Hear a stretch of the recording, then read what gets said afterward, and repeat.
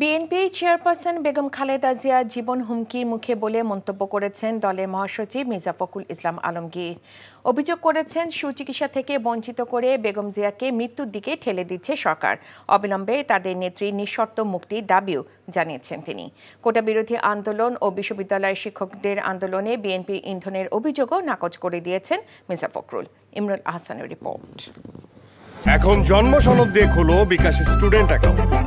নিজের বিকাশ নিজে কর। হাসপাতালে চিকিৎসাধীন দলের চেয়ারপারসনের অবস্থা জানাতে গুলশান কার্যালয়ে সাংবাদিকদের সাথে কথা বলেন বিএনপির মহাসচিব। অভিযোগ করেন রাজনৈতিক প্রতিহিংসার কারণে উন্নত চিকিৎসার জন্য দেশের বাইরে যেতে দেওয়া হচ্ছে না বেগম জিয়াকে।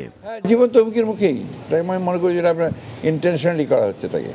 তার কিন্তু অসংখ্য রোগ, সেই রোগের মধ্যে কতগুলো জটিল রোগ আছে, তাকে 24 ঘন্টা মনিটর করতে হচ্ছে এখন আর কি। প্রতিহিংসার কারণে তাকে এইভাবে আটকে রেখে তাকে মৃত্যুর দিকে ঠেলে দেওয়া হচ্ছে। তার চিকিৎসাটা দরকার একটা আপনার মাল্টি ডিসিপ্লিনারি হাসপাতালে, বিদেশে উন্নত একটা চিকিৎসা কেন্দ্রে। কিন্তু দুর্ভাগ্যজনক হচ্ছে যে এরা একই কারণে, প্রাথমিক প্রতিহিংসার কারণে তারা দিচ্ছে না।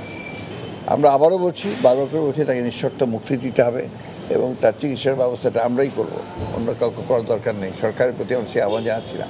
দলের প্রধানের মুক্তির দাবিতে বিএনপির আন্দোলন অব্যাহত থাকবে বলেও জানান তিনি। কথা বলেন কোটা বিরোধী আন্দোলন ও বিশ্ববিদ্যালয় শিক্ষকদের আন্দোলন প্রসঙ্গে।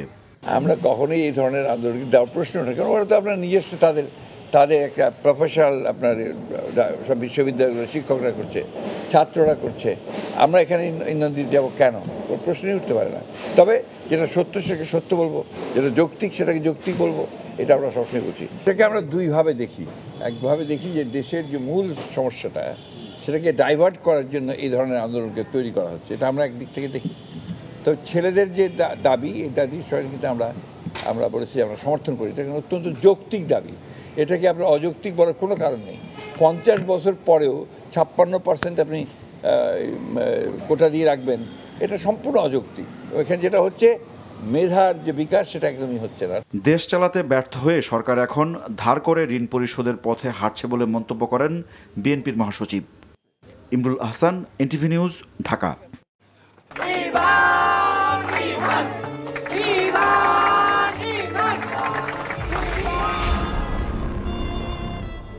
তুমি নিজের জীবনটা শেষ করলে, সাথে আমারটাও শেষ করে দিয়ে গেলে।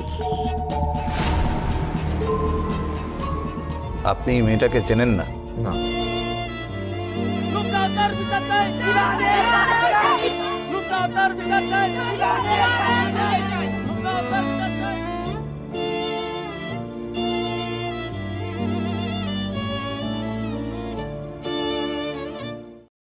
এখন জন্ম সনদ দিয়ে খোলো বিকাশ স্টুডেন্ট অ্যাকাউন্ট।